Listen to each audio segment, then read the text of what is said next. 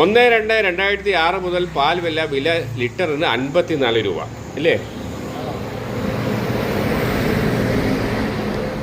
Kiliyoor MPCST 121 അപ്കോഴ്സ് inaugurated by Shri E Chandrasekharan Nair 1990 സ്ഥാപിതമായ കിളിയൂരിലെ ക്ഷീര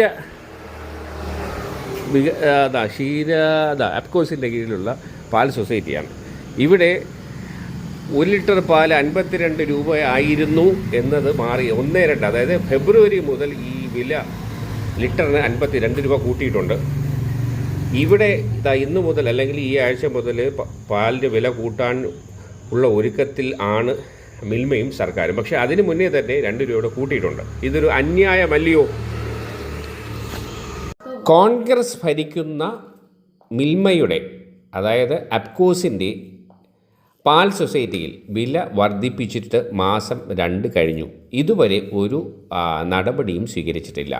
സർക്കാരും മിൽമയും പാൽ വില കൂട്ടാൻ ഇരിക്കെ 2 മാസം മുന്നേ, ഒരു പടി മുന്നേ വില കൂട്ടിയത് അന്യായമല്ലേ എന്നാണ് നാട്ടുകാരുടെ ചോദ്യം.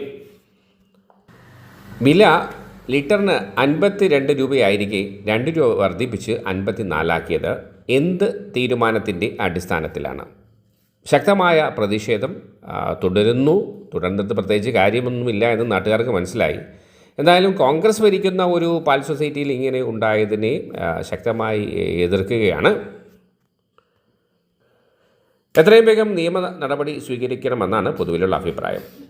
ഇത്രയും ദിവസം വില കൂട്ടി വാങ്ങിയത് ഒന്നുകിൽ പാല് വാങ്ങിയവർക്ക് തിരികെ നൽകേണ്ടതുണ്ട്, അല്ലെങ്കിൽ അതിനനുസരിച്ചുള്ള പാല് തിരിച്ചു കൊടുത്താലും മതിയെന്നാണ് നാട്ടുകാർ പറയുന്നത്. എന്തായാലും ഇത് തികച്ചും അന്യായമല്ലയോ?